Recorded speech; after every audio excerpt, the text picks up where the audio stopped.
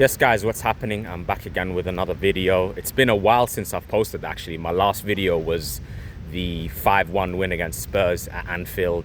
A lot has happened in the transfer window since. And obviously the Club World Cup has been quite entertaining as well, with Chelsea winning it in the end. An impressive 3-0 win against PSG. I wasn't able to do any videos really, but this is my first one back, and I'll be mainly talking about Liverpool's transfer so far. It's been very exciting in that front, but first thing is first. I just want to say rest in peace to Diogo Jota and his brother Andre Silva, who passed away in a car accident earlier this month. It has been absolutely difficult to process the news, but life is short. I mean, these things are just natural, you know, but it was a shock to the system, definitely. I didn't know how to react, but Liverpool will honour him in the best way possible. Portugal will honour him in the best way possible as well.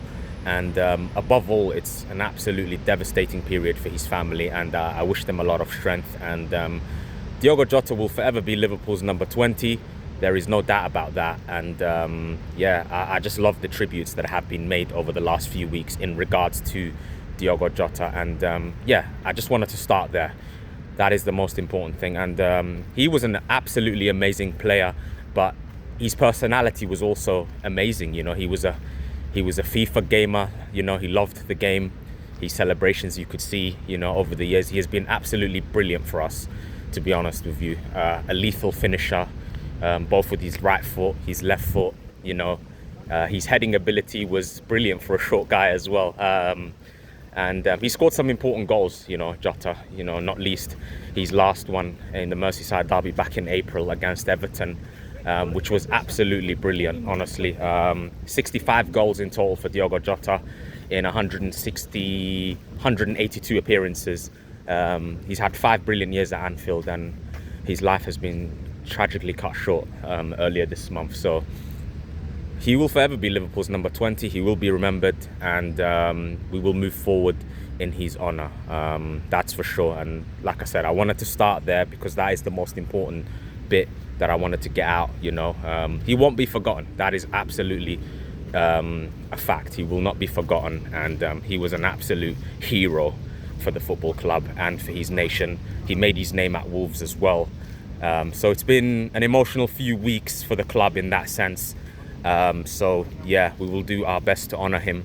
It's obviously shocked everyone, you know, his teammates, but like I said, we will move forward in his honour and do what we can, you know, to recover.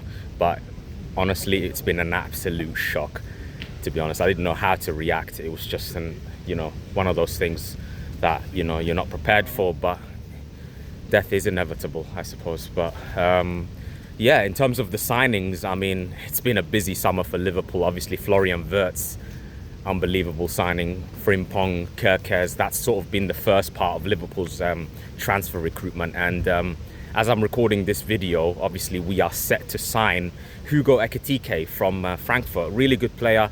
He scored 22 goals last season, 12 assists, so that's 34 GA. But he's a very, very good player in terms of, he doesn't just score goals, he links up very well. He's got the height, he's got obviously the footwork. He's a very good prospect, there's no doubt about that. And it's clear that Liverpool want Alexander Isak, you know, as their main striker, as our main striker. But we could sign both. We could genuinely sign both, you know, because there has been a void left in our attack due to the unfortunate passing of Diogo Jota. Diaz might end up leaving, Nunez the same. So if those two end up leaving, then it's clear that we need to recruit and sign a few more forwards. Obviously, personally, I would like to sign Rodrigo.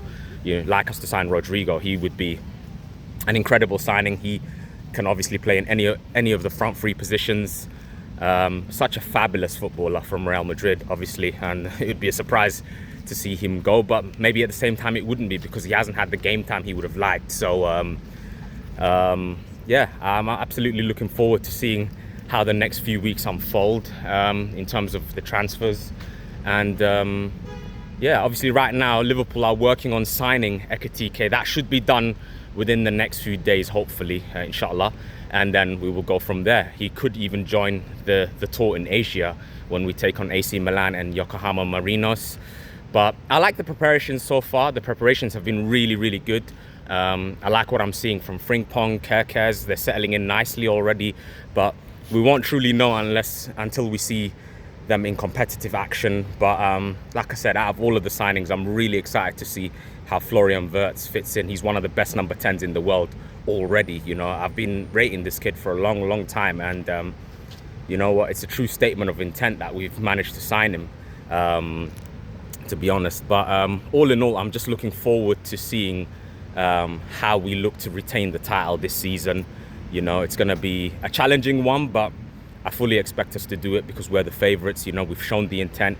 We're also starting to spend a lot more now, obviously, given the fact that we haven't really been doing that lately, especially last year with Chiesa being the only signing. But let's see, what else can I touch on? Yeah, the centre-back situation also needs priority. We obviously sold Kwanzaa to Bayer Leverkusen as well, so it's clear that we need to sign a centre-back, and the one man we've been linked with is Mark Gahey from Crystal Palace. I mean, he is a very good defender. I'm not going to say he's world-class or outrageous, but he would definitely be a good signing for Liverpool. He's had a good season for Crystal Palace. He was outstanding in the FA Cup final when Crystal Palace beat Manchester City in the FA Cup final. So he would be another that I expect Liverpool to join. Obviously, the talks have stalled lately due to the circumstances, but I expect Liverpool to pick that one up again over the next few weeks. But I have to say, I'm just excited to see all these new players coming in. You know, Arne Slot has been backed, you know, and rightly so, because we are the champions of England, and he deserves that. He absolutely deserves that, and I'm really excited to see how all of them gel, you know, into this team, you know, along with the legends like Salah, Van Dijk, Alisson, and just quickly touching on the Konate situation as well. Obviously, there's the fear that he may end up leaving on a free, just like Trent did, you know. But me personally, I'm not really worried about that right now. I would still rather keep Konate for one more year into his last year. And if he extends, great. If not, then that's fine. We can lose him for free. Doesn't really matter, really.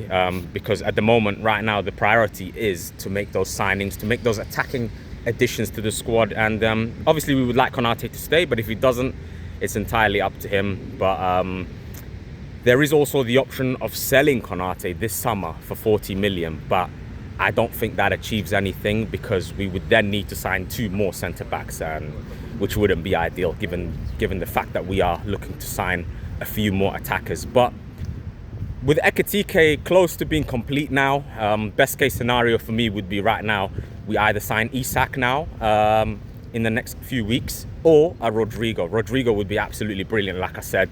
So let's see what Liverpool look to do in the next few weeks in that regard. But as I said earlier, I'm just excited for the season to kick off. You know, we're in much better spirits now given what happened, but it's going to be, you know, strange not seeing Diogo Jota in the first game of the season. But the tributes will be absolutely amazing at Anfield. I have no doubt about that. But yeah, let me know in the comments, what do you think of Liverpool's transfer window so far? What would you rate it out of 10?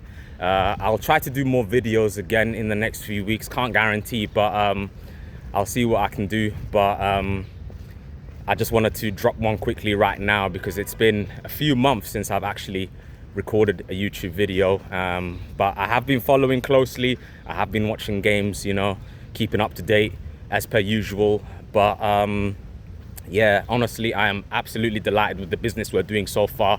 You know, Frimpong, Kerkez, Wirtz, that's a fantastic start. And I've got to mention Mamadashvili as well. Mamadashvili is a fantastic goalkeeper, you know, next in line to replace Alisson once he eventually leaves. So that's another exciting signing. Obviously, we wrapped up the Mamadashvili deal last year, but he has joined this summer. So we are very stacked in the goalkeeping department as well. We also signed Peshki, the young Hungarian keeper, and Woodman as third choice and fourth choice keepers as well. So it's looking really good. It's a great time to be a Liverpool fan right now. So we just need to step it up a little bit more, get those attacking additions in, like I said, and go from there, because I have no doubt we will be the favourites to win the Premier League. That doesn't mean it's going to be plain sailing or easy, because Manchester City will try to strike back. You know, they've made some amazing signings themselves with Reinders, Ait Nouri, you know, and Ryan Cherky, who I rate so highly as well. Fantastic player.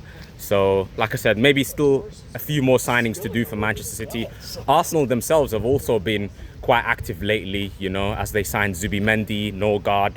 The Madueke signing isn't really the most popular among the Arsenal fan base, and I can understand why, but I guess he would be a decent squad option. Let's see how he does at the Emirates for Arsenal, you know. That's another addition at the end of the day, but obviously the main man they want to sign is Victor Gyökeres, who is one of the best strikers in the world. So that's still not over the line, but I'm pretty sure in the next few weeks or so that will be done and dusted. But anything can happen. Let's just see how that one goes. But yeah, like I said, feel free to leave your comments below. Let me know how you rate Liverpool's transfer window so far, and hopefully I'll catch you in the next video. Peace.